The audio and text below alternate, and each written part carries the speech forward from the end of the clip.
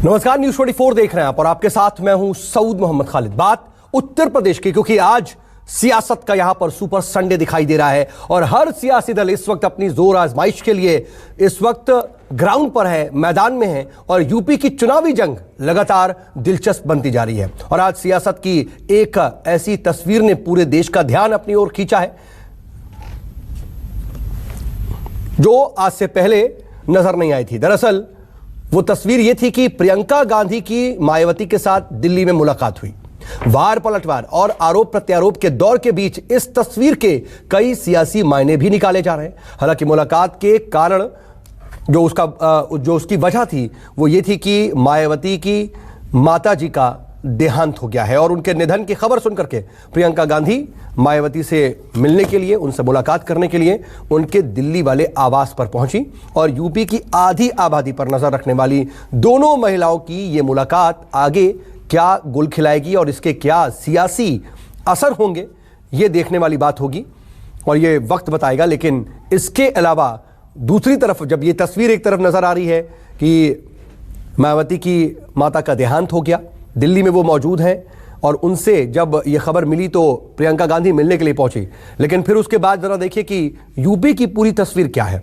उसके साथ साथ इधर आज मुख्यमंत्री योगी आदित्यनाथ के एक तरीके से गढ़ कुशीनगर से अखिलेश यादव पहुंचेंगे और यहां पर योगी सरकार और बीजेपी पर लगातार वो हमला कर रहे हैं। आज उनके पूर्वांचल दौरे का दूसरा दिन है। सीएम योगी इधर आज लखनऊ में वैश्य सम्मेलन के मंच से विपक्ष के खिलाफ एक तरीके से आवाज बुलंद करेंगे। तो ये तस्वीरें हैं।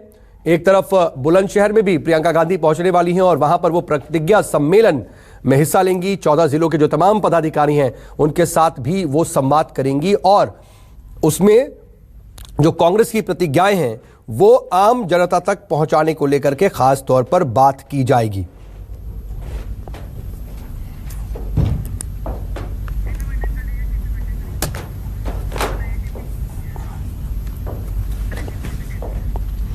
और इन सब के बीच कुशीनगर पहुंचे अखिलेश यादव ने बीजेपी पर जमकर के निशाना साधा और अमित शाह के जेएएम यानी कि जिन्ना, आजम और मुख्तार वाले बयान पर पलटवार भी किया।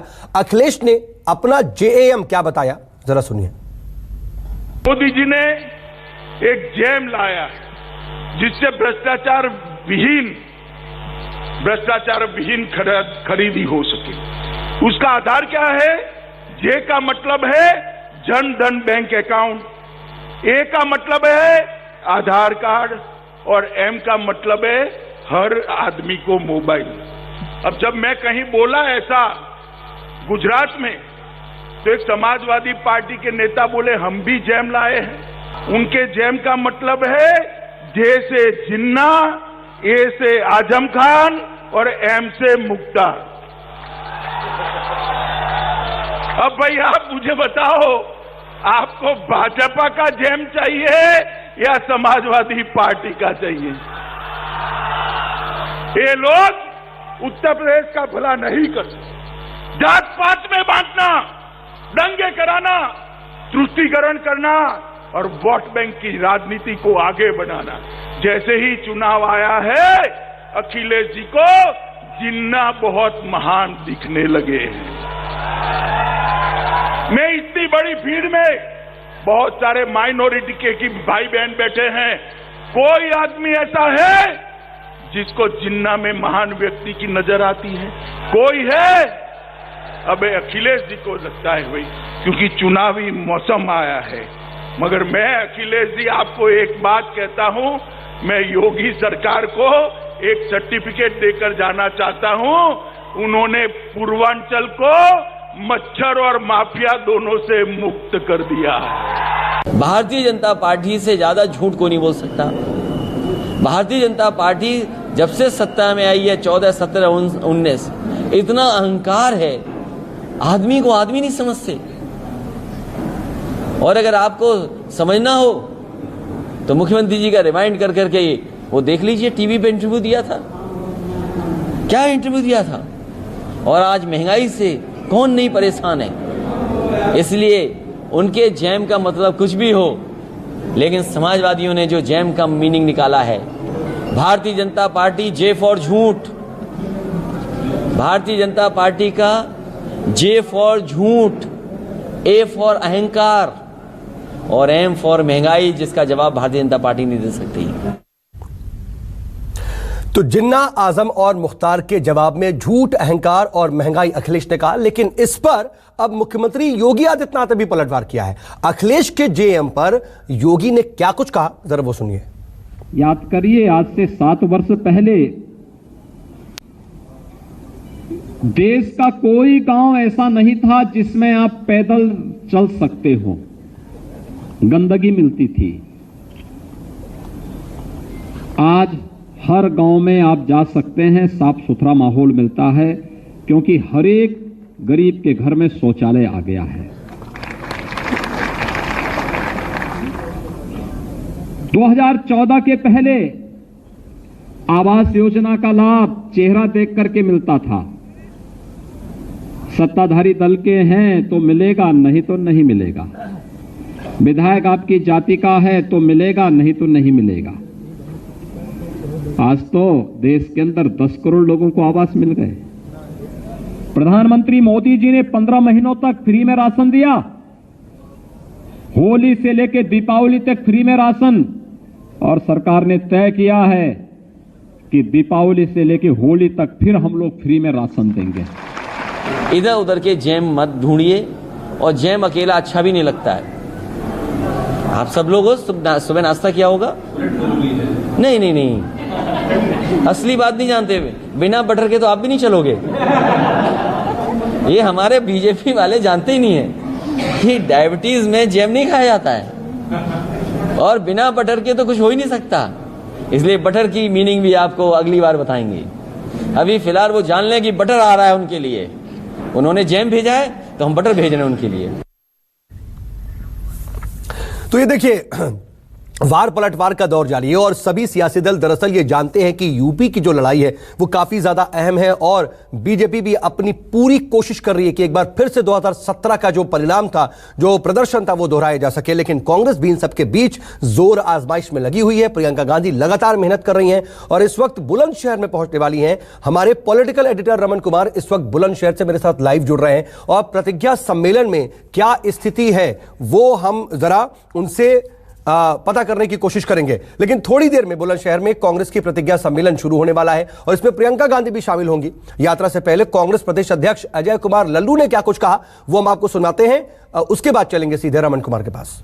इस वक्त मैं बुलंदशहर में हूं, जहां पे प्रियंका गांधी का एक कार्यक्रम शुरू होने वाला है, और हमारे साथ अजय कुमार लल्लू, जो कि कांग्रेस अध्यक्ष हैं उत्तर प्रदेश के।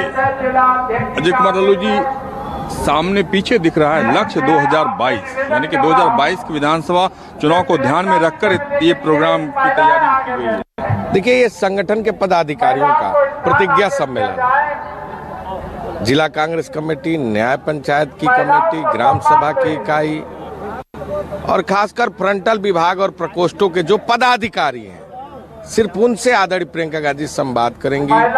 गांव में कैसा चल रहा है, हमें और क्या करना है, कैसे आगे बढ़ना है, जो प्रतिज्ञाएं हैं उन्हें कैसे जनता तक पहुंचाना है, और खासकर जो अपनी इकाई है उसको चुनाव में कैसे प्रयोग करना है, इन विषयों को लेकर वो जो हमारे पार्टी के पदाधिकारी हैं उनसे संवाद करेंगी और आने वाले चुनाव के लिए मूल मंत्र भी देने का काम करेंगे। क्या लगता है कि 2022 के विधानसभा चुनाव से पहले जिस तरीके से बीजेपी ने पूरी ताकत झोंक दी है, अमित शाह का दौरा, अखिलेश यादव लगातार घूम रही है, अभी मायावती का एक प्रोग्राम होने वाला है, उसके मुकाबले इन तीन मुख्य दलों के मुकाबले कांग्रेस पार्टी के सामने बहुत बड़ी चुनौती है कि वो किस तरीके से अपने विधायकों को, जिनको आप टिकट देंगे, उनको चुनाव आप जिता सकें। देखिए, भारतीय जनता पार्टी की बात करेंगे तो भारतीय जनता पार्टी के खिलाफ गुस्सा है, रोष है। किसान भी नाराज है, गरीब भी नाराज है, नौजवान भी नाराज है, कानून व्यवस्था फेल है, महिलाएं सुरक्षित नहीं है, और कोरोना काल के दौरान जो लाखों लोग मरे हैं वो लोग अभी भूले नहीं हैं। मैं समझता हूं जो समाजवादी पार्टी की बात की है, ये तो चुनाव लड़ने वाले लोग हैं, केवल चुनाव लड़ते हैं। आप बताइए ना, जब किसान 3 काले कानून को लेकर धरने पर बैठा था तो उसकी लड़ाई कौन लड़ा? कांग्रेस पार्टी लड़ी, प्रियंका गांधी जी लड़ी। तो अजय कुमार लल्लू क्या कुछ कह रहे थे वो आपने सुना, और रमन कुमार इस वक्त मेरे साथ बुलंदशहर से लाइव जुड़ चुके हैं।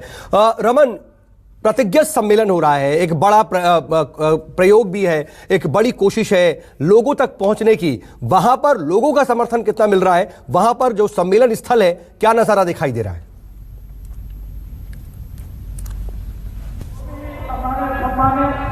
देखिए, जो प्रोग्राम बुलंदशहर में आयोजित किया गया है वो उस प्रोग्राम में कांग्रेस पार्टी के पदाधिकारियों को सिर्फ आमंत्रित किया गया है, आम जनता को नहीं बुलाया गया है। क्योंकि जिस प्रतिज्ञा की बात है, ये लड़की हूं, लड़ सकती हूं, प्रियंका गांधी ने नारा दिया था और उसमें टिकटों में महिलाओं की 40% हिस्सेदारी, छात्राओं को स्मार्टफोन और स्कूटी, सालाना 3 मुफ्त गैस सिलेंडर, महिलाओं के लिए फ्री बस सेवा, नए सरकारी पदों में आरक्षण प्रावधानों के अनुसार 40% महिलाओं की नियुक्ति, 1000 प्रतिमाह वृद्धा विधवा पेंशन, आंगनवाड़ी और आशा बहुओं को 10,000 प्रतिमाह मानदेय, प्रदेश में वीरांगनाओं के नाम पर 75 दक्षता विद्यालय। यानी कि आप देख सकते हैं कि जो रैंप यहाँ पे बनाया गया है और बार बार अनाउंसमेंट ये किया जा रहा है कि महिलाओं को सबसे आगे वाली सीट पे, आगे वाले रो में बिठाने की व्यवस्था की जाए। क्योंकि कहीं ना कहीं कांग्रेस पार्टी ने स्ट्रेटजी बनाई है। इस स्ट्रेटजी के तहत उन्हें लगता है कि अगर महिला वोटर कांग्रेस पार्टी के समर्थन में वोट दे तो उनके लिए काफी आसानी होगी।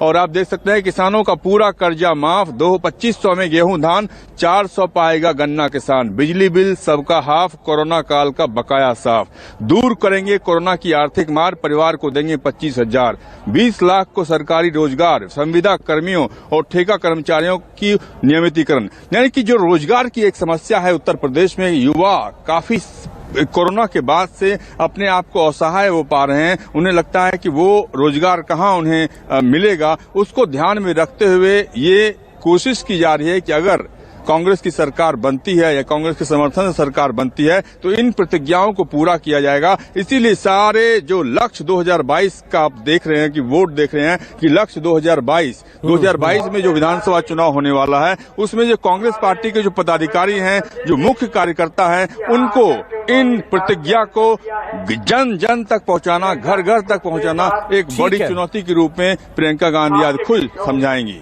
ठीक है, और प्रियंका गांधी कितनी देर में पहुंचेंगी और वहां पर क्या कुछ स्थिति होगी उसके लिए हम एक बार फिर से रमन आपका रुख करेंगे। फिलहाल के लिए आपका बहुत बहुत शुक्रिया। लेकिन इस बीच जरा आपको लिए चलते, प्रधानमंत्री नरेंद्र मोदी त्रिपुरा में जो तमाम प्रधानमंत्री आवास योजना ग्रामीण के लाभार्थियों को लाभ पहुंचा रहे हैं, लगातार ये चमक बढ़ती चली जा रही है।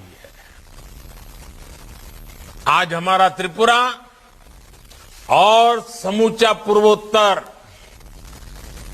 ऐसे ही बदलाव का साक्षी बन रहा है। आज प्रधानमंत्री आवास योजना के तहत दी गई पहली किस्त ने त्रिपुरा के सपनों को भी नया हौसला दिया है। मैं पहली किस्त का लाभ पाने वाले करीब 1.5 लाख परिवारों को, सभी त्रिपुरा वासियों को हृदय से बधाई देता हूं। मैं मुख्यमंत्री बिप्लब देव जी और उनकी सरकार का भी अभिनंदन करता हूं तो उन्होंने इतने कम समय में सरकारी कल्चर को, पुराने काम करने के ढंग को, पुराने रवैये को बदला है। जिस युवा जोश के साथ बिप्लब देव जी की काम कर रहे हैं, वही युवा जोश, वही ऊर्जा पूरे त्रिपुरा में दिखाई दे रही है। साथियों, मुझे याद है 4-5 साल पहले तक लोग कहते थे कि त्रिपुरा में दशकों से एक ही सिस्टम चल रहा है, यहां बदलाव संभव ही नहीं है। लेकिन जब त्रिपुरा ने बदलाव करने की ठानी तो त्रिपुरा का विकास रोकने वाली पुरानी सोच को पूरी तरह बदल डाला। नमस्कार, मैं हूं मानक गुप्ता। अगर आपको हमारा ये वीडियो पसंद आया हो तो इसे लाइक और शेयर जरूर करें और हां, हमें सब्सक्राइब और फॉलो करना ना भूलें ताकि आप देश और दुनिया की कोई खबर मिस ना करें। तो जुड़े रहिए हमारे साथ और देखते रहिए न्यूज़ 24।